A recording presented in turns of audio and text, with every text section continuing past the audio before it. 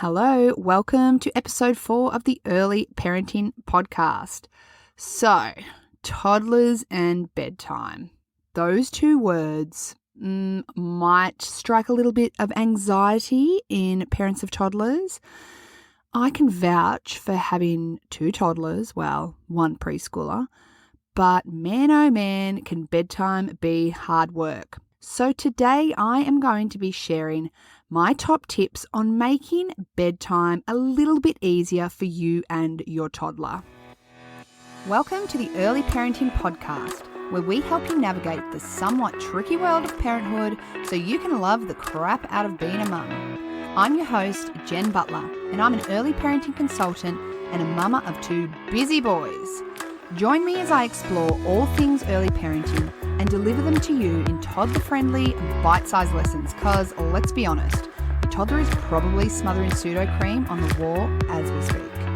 I'll be dropping my hottest tips on baby and toddler sleep, feeding, boobs, behaviour, and so much more. Are you ready to find your flow in motherhood? Let's dive in.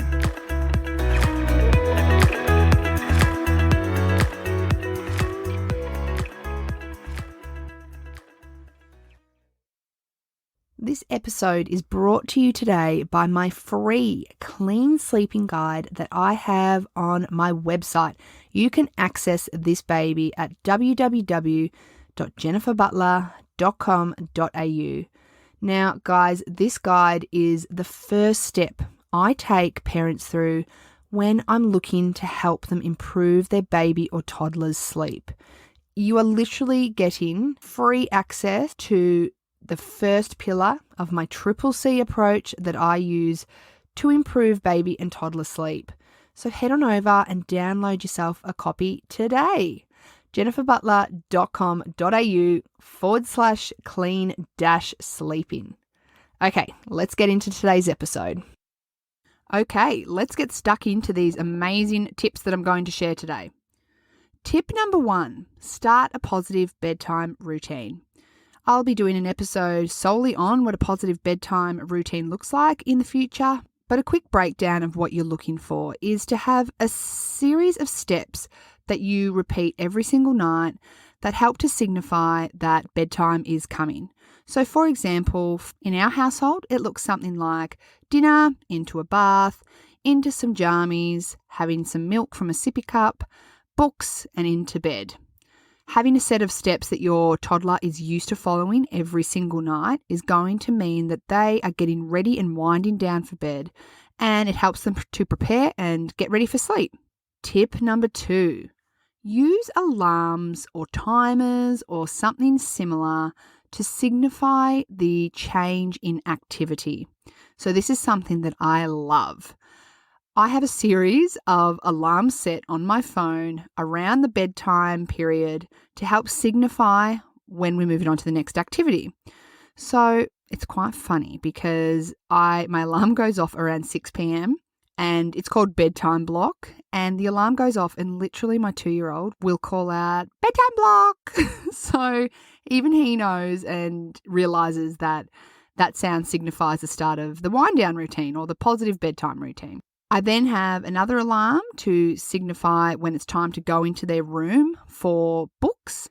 And what this helps to do, it helps to keep me on track, and it helps the boys to understand that when the alarm chimes, that it's time to move on to the next activity. And it certainly works for us in helping to move bedtime along at night.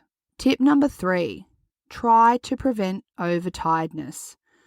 The overtired toddler is a crazy toddler.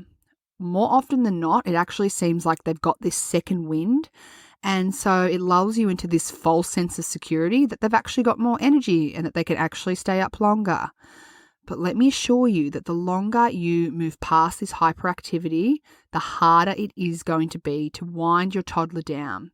So respect their awake times, understand that they do need an earlier bedtime than you and I, and try and get them into bed at a reasonable time to prevent overtiredness. Trust me, it'll make bedtime so much easier. And tip number 4, tell your toddler what's coming next. So like the alarms, when you're in the middle of an activity, whether it's dinner time, whether it's bath time, Let your toddler know that the change in activity is coming. So as dinner's finishing, let them know, okay kids, after we finish dinner, we're heading into the bath. Have the bath already run so that there's not that delay. When you finish with the bath, then it's about saying, all right, jammies on, and then we're going to have some milk. Give them pre-warning and let them know what's coming next. Toddlers love to know what's happening. Like we all do, we like to know the sequential flow and what's happening in our day. So help them with that by giving them direction about what's coming next before you have to do it. And my final tip, call for final round offers. So what I mean by that is offer those last minute things that your toddler often asks for to try and delay bedtime. So I'm looking at you, toilet time, more milk, another book, whatever it is. Whatever you want to set in terms of the rules around boundaries at bed, be specific, be clear, set them and follow through. And do that final call. So in those last 10 minutes before you're about to go to bed, let them know that this is their last chance and that you won't be offering it anymore after the final round.